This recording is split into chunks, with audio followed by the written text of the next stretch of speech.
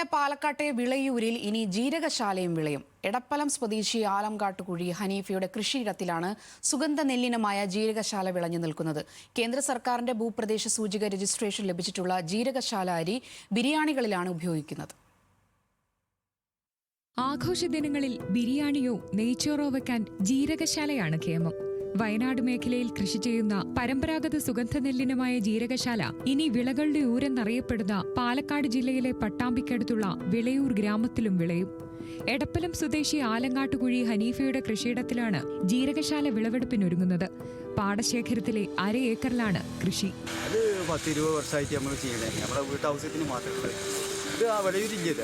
ഇത് വിത്ത് വന്നിങ്ങനെ പനമണ്ണ ഒറ്റപ്പാട് പനമണ്ണെന്ന് കൊടുക്കണം. കിലോ 150 നല്ല.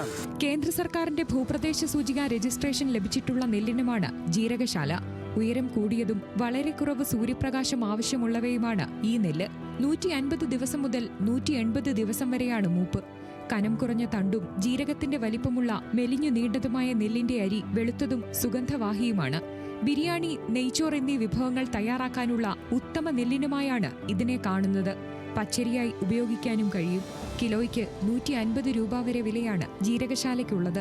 ഒറ്റപ്പാലം പനമണ്ണയിൽ നിന്നാണ് ഹനീഫ് നെല്ലിനം എത്തിച്ചത്. യന്ത്രം ഉപയോഗിച്ച് വിളവെടുക്കാൻ കഴിയാത്ത സ്ഥിതിയായതിനാലാണ് വിളവെടുപ്പ് താമസിക്കുന്നത്. ഇത്തവണ മോശമല്ലാത്ത വിള ലഭിച്ചാൽ അടുത്ത വർഷം കൂടുതൽ ഭൂമിയിൽ ജീരകശാല വിത്തിറക്കാനാണ് ഹനീഫ ലക്ഷ്യമിടുന്നത്. ന്യൂസ് മലയാളം, പാലക്കാട്.